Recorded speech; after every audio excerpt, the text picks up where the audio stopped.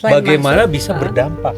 Nah, itu yang penting kalau jadi trainer. Bukan cuma kita bisa terdelivery itu materinya, tapi bagaimana juga mereka ada dampaknya dong. Jadi apakah teman-teman lo yang abis ikut kelas lo, abis itu dia ini nggak naik kelas nggak gitu kan? Kayak begitu. Iya nggak sih? Ada yang pernah bilang, bang, makasih ya ilmunya ini gue pakai tuh.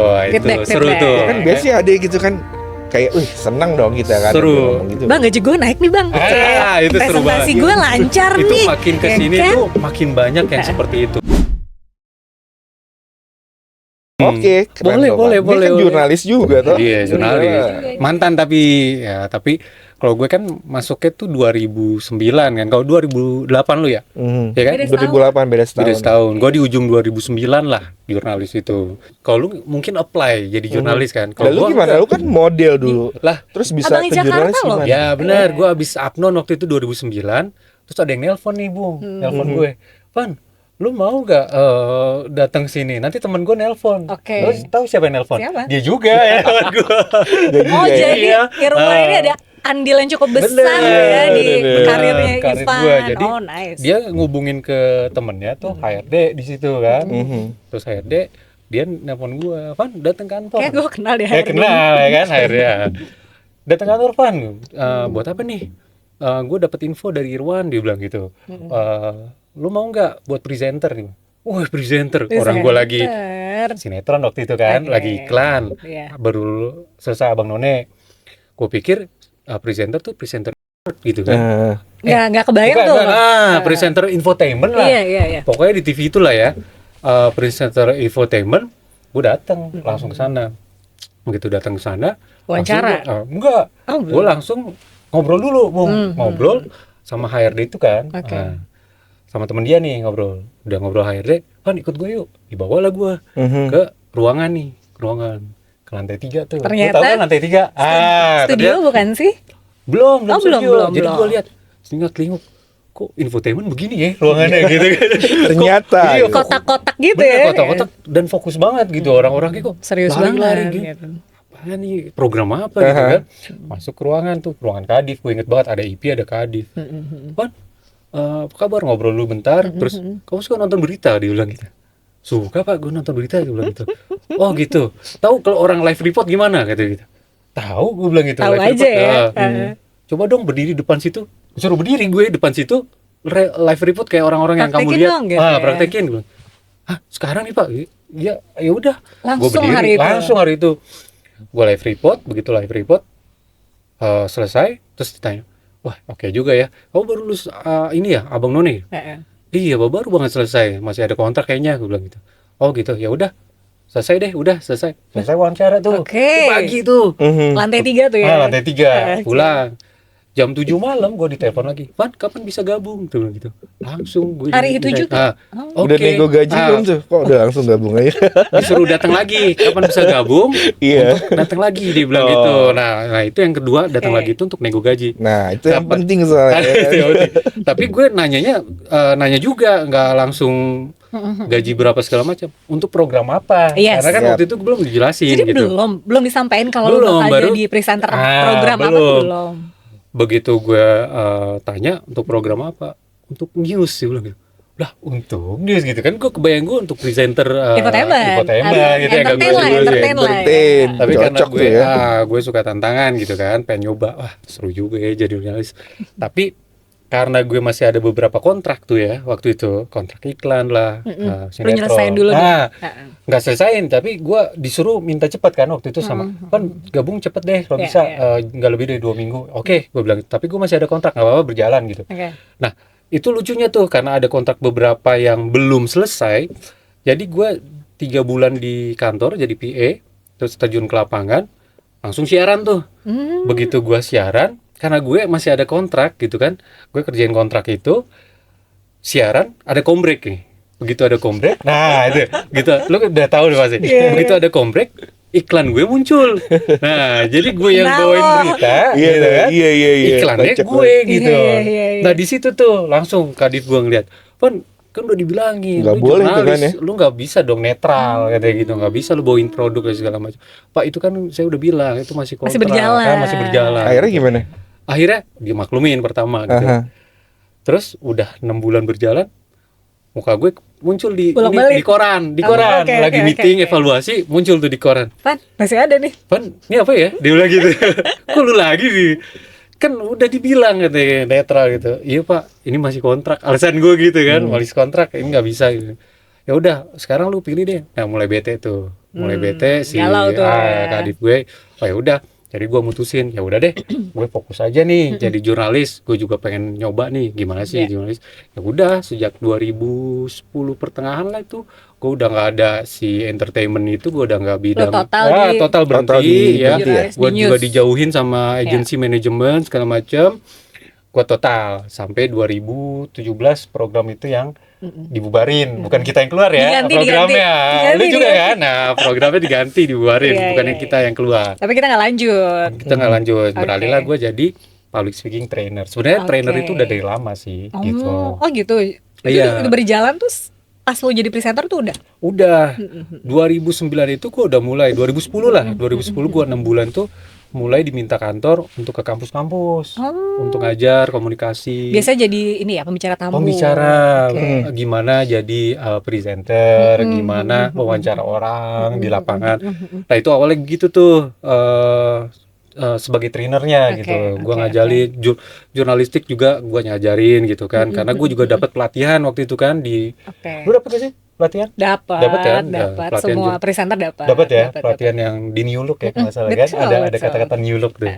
Berarti dengan bekal ilmu lo di jurnalistik, lo presenter, itu sebenarnya modal kuat buat jadi public speaking trainer juga gitu. Ya, karena. Tapi menurut gue ya, sorry gue potong. Silakan. Nggak semua orang berbakat untuk jadi seorang pengajar. Benar. Dan nggak mudah untuk jadi trainer gitu. Benar, Bu. Nah, lo gimana akhirnya memutuskan oke, gue sekarang jadi trainer? Apa persiapan lo gitu? Lo ngambil sertifikasi kah atau apa gitu misalnya? Pertama yang jadi motivasi gue jadi trainer sih, ketika gue masih jadi jurnalis waktu itu, terus gue ke kampus-kampus dan gue kasih tips and tricks gitu. Sebenarnya tips and tricks ini gue dapat dari pengajar kita. Dulu kan kita pernah dilatih sama almarhum Didi Petet. Iya, betul.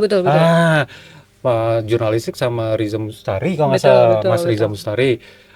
Nah dari situ kan gue dapet pengalaman, terus gue tularin lagi ke peserta-peserta gue tuh. Nah mereka ini setelah dapat pelatihan dari gue, mereka bilang, Bang, gue jadi dipercaya sama orang ya, bilang gitu. Bang, gue diminta untuk jadi MC lagi nih. Nah gue jadi kayak berimpact nih ya. Ada dampaknya ya, bilang gitu ya. Keren juga nih gue, membanggakan diri sendiri. Wih, keren juga kalau gue bisa membantu orang di bidangnya gitu jadi sukses gitu ya. Oh yaudah deh, gue coba deh menawarkan diri. Nah dari situ kan sebenarnya gue juga banyak tawaran dari instansi pemerintah gitu, bukan hanya ke kampus, di kementerian-kementerian, ke dinas-dinas gitu. Van, tolong dong Van, ajarin komunikasi di sini, di situ, di sini. Nah itu semakin banyak yang ngasih report tuh ke gue setelah pelatihan, Mas, gue jadi ini, kok gue jadi dipercaya begini gitu kan. Ya mulai dari situ lah Bung, gue jadi termotivasi. Ini loh biasanya kalau public speaking itu kan dia kan biasanya dari jurnalis yang biasanya nanya. Sekarang kan biasanya kalau kementerian kan gimana dia menjawab pertanyaan wartawan ya kan gitu ya. Iya benar. Mempersiapkan narasumber untuk menjawab. Gimana lo nyesuaiin itu tuh? Itu beda banget, benar. Apalagi kalau kita presenter ya. Kalau presenter kan katanya, kalau presenter mah gampang jadi trainer gitu ya. Padahal enggak loh. Enggak semudah itu. Jujur. Karena kalau presenter itu kan kita satu arah, ya kan? Jurnalis, reporter kita yang nanya, ya kan? Gitu. Nanya gampang. Bukan kita yang menjelaskan gitu kan. Nah, itulah justru tantangannya Bang. Dari tantangan itu gue jadi termotivasi dan gue banyak belajar gitu. Gue lihat dari channel-channel trainer-trainer gimana sih cara ngajar gitu. Dan sebenarnya cara ngajar itu kan tergantung kita ya, beda-beda gitu. Tiap trainer tuh punya karakteristiknya sendiri. Betul. Tapi intinya sebenarnya itu bukan itu kalau sebagai trainer menurut gue. Jadi intinya itu bagaimana apa yang kita sampaikan masuk, dapat. Tapi di ujungnya ada lagi Bung. Selain feedback, bagaimana bisa berdampak. Itu yang penting kalau jadi trainer. Bukan cuma kita bisa terdelivery itu materinya, tapi bagaimana juga mereka ada dampaknya dong. Jadi apakah teman-teman lo yang abis ikut kelas lo, abis itu dia ini nggak naik kelas nggak gitu kan? Kayak begitu. Iya nggak sih? Ada yang pernah bilang, Bang, makasih ya ilmunya ini nih. Wah itu seru tuh. Kan biasanya ada gitu kan.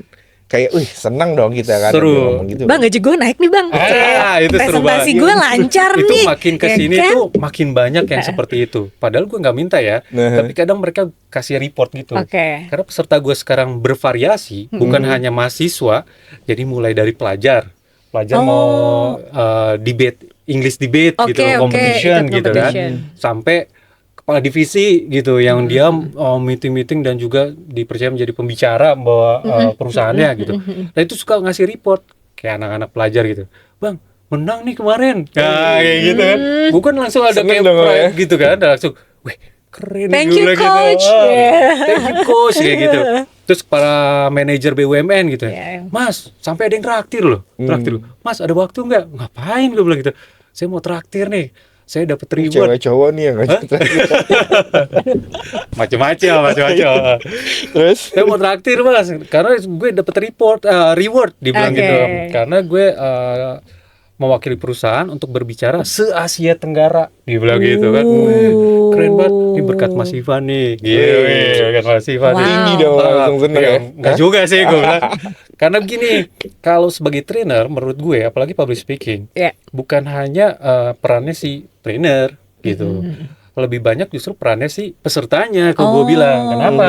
Karena tanpa dia latihan, gue kan tugasnya sebenarnya ngasih tips and tricks dan ngedrill mereka kan. Yes. Mereka selalu gue bilang, lu latihan gitu. Nah, ketahuan nih, kalau gue misalnya ada peserta 4 orang nih, kita ada schedule yang sama nih, sering gitu schedule-nya tiap minggu. Nanti kelihatan antara dia yang latihan dengan yang nggak latihan. Tuh. Yang niat sama yang setengah-setengah gitu ya. Itu dia tuh. Jadi bukan semata-mata itu karena trainer sebenarnya. Jadi karena pesertanya juga, kita hanya ngedrill, meyakinkan, kasih tips and tricks gitu. Oke. Selanjutnya ya tergantung mereka juga sebenarnya, mereka mau maju atau enggak gitu. Betul. Makanya sebagai trainer tuh gue pasti dan selalu, lu goalsnya apa? Gitu. Tujuan lu apa? Tujuan gitu. lu apa? Oke. Mau belajar sama gue tujuannya apa gitu. Nah ini juga yang gue ambil dari ilmu jurnalistik ya.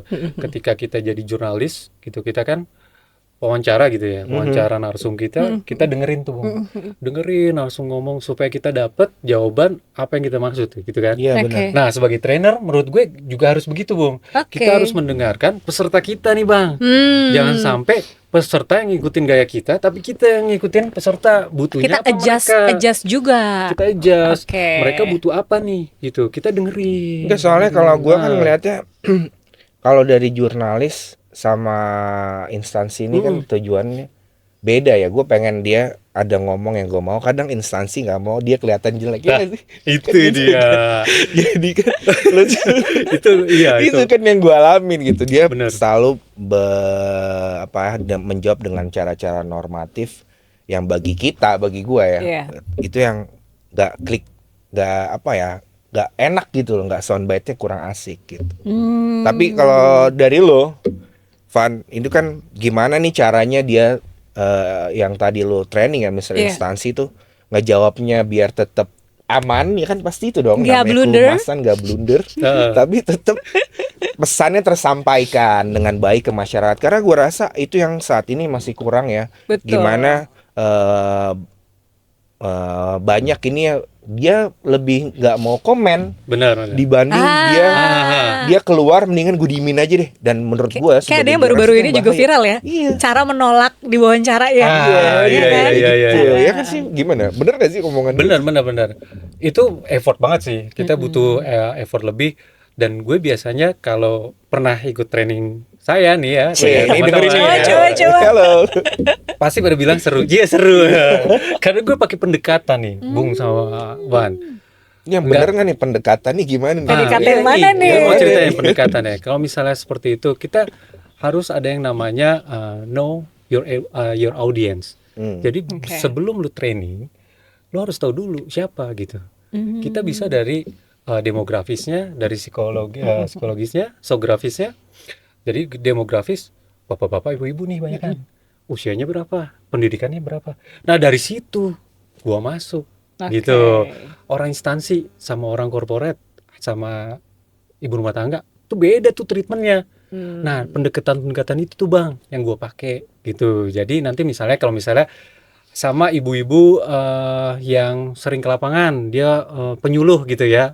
Saya dari dinas terkait, dia sering ke lapangan. Bagaimana supaya komunikasi dengan warga. Jadi gue menyesuaikan dengan gaya bahasa mereka gitu.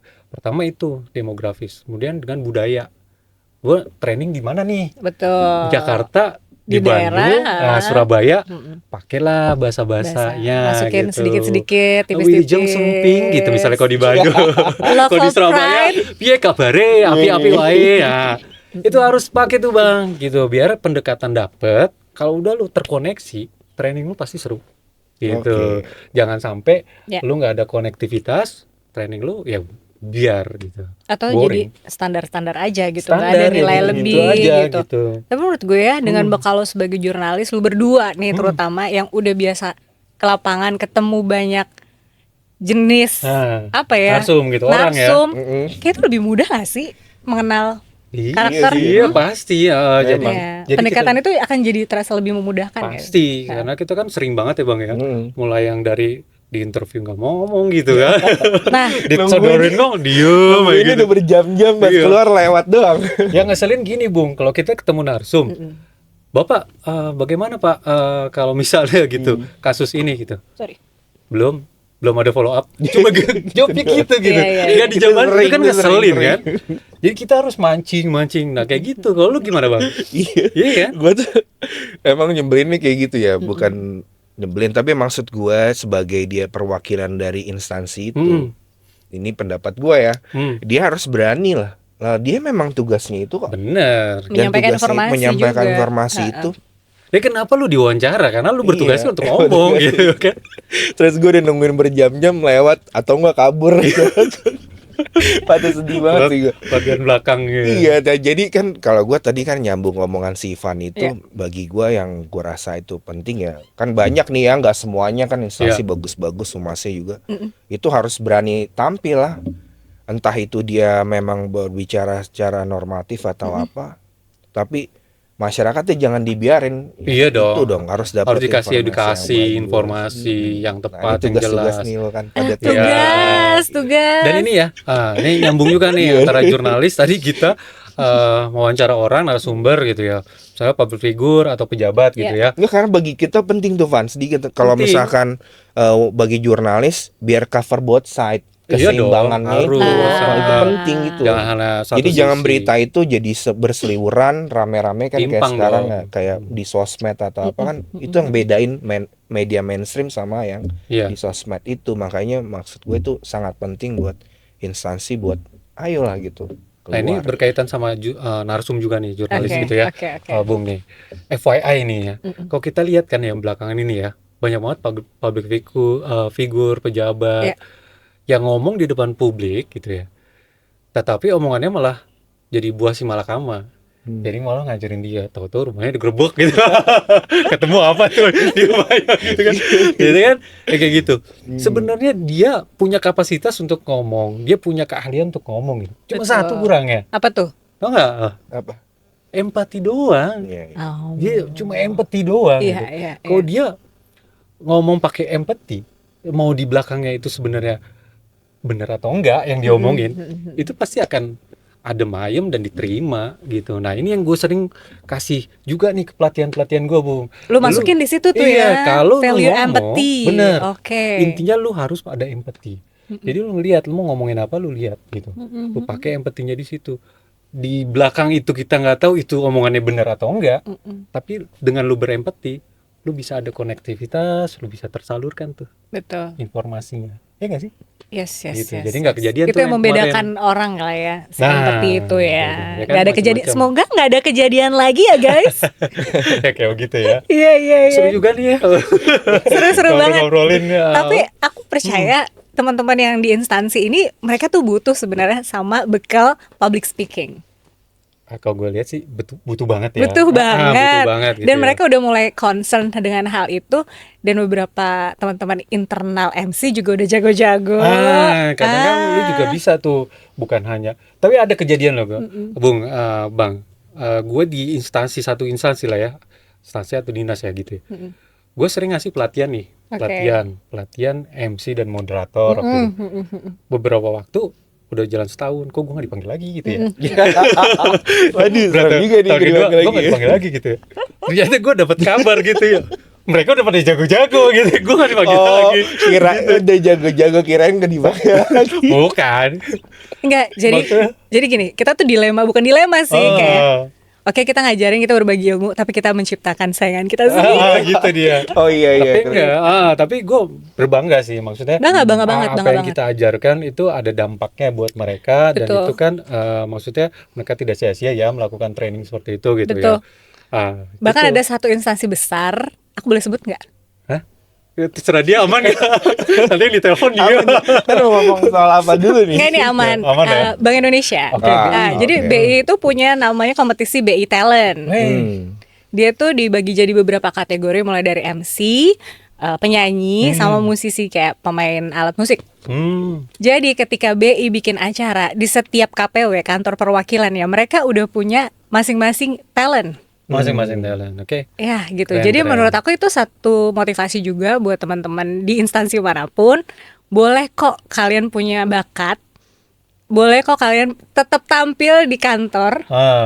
Karena ternyata itu mereka jadi kayak happy juga gitu. Iya. Aku ngeliatnya sih gitu. Dan Dan BI juga sangat mendukung, Pak. Tidak disangka mereka bertalenta gitu ya. Iya, Bisa benar, mewakili benar. kantor gitu ya. Dan punya kebanggaan tersendiri kan kalau mewakili kantornya gitu atas nama BI, gue bisa tampil di acara-acara BI dan lain sebagainya. Itu contoh ya, itu contoh. Tapi banyak kementerian-kementerian lain juga punya talent-talent serupa lah.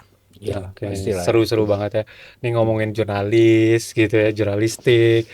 Mantan jurnalis jadi trainer ya. Jangan lupa kalau misalnya mau belajar jurnalistik sama saya, jurnalistik sama Bang Irwan. Yes. MC moderator Boleh, Bunga, boleh. kita bikin ini apa tempat buat training center. Oh, menarik juga. Seru juga ya. Secara jangka panjang boleh. Secara jangka Oke. panjang ya. Oke, pokoknya dia mau udah ditanya-tanya, gue udah tanya-tanya Bunga nih Tinggal Bunga belum ya. ya. Oke. Mau nanya apa sih? Biasanya gue nanya orang soalnya ya kan? Pokoknya kita tanya-tanya Bunga dulu nanti ya. Oke, Ada perlu lah, pasti Perlu lah. dong. Ada sebelum- nih, gue spill dikit aja ya. Spill dong, spill. Ada beberapa cerita-cerita di balik event yang mungkin orang taunya event tuh lancar, rapi. Itu tuh, Nah, Bung. itu perlu tuh, Bung. Bener, Ternyata di bener. belakang sana asam lambung gue naik. Nah, Kadang migrain ya. Gitu pokoknya. Emang Gimana itu- caranya kita tetap perfect di depan orang lain, tapi di belakang itu usahanya banyak deh, prosesnya tuh banyak banget. Karena nyatanya ya, Bung ya kan, itu nggak semulus apa yang dilihat. Betul, Iya nggak? betul. benar-benar. Iya kan? Apalagi kalau di TV ya, Bang ya. Kan di TV itu smooth aja gitu ya. Padahal di belakangnya gedubak-gebu kan. Gerabak-gerubuk. Gedubak-gedubuk gitu. Prosesnya panjang lah. Last minute yang misalnya semenit lagi harus tayang gitu tapi belum ada masuk VT-nya gitu kan, yang kayak Benar. gitu-gitu tuh. Nah, ini Bunga nih seru nih Nanti buat kita ngasih- tunggu ceritanya. Next ya.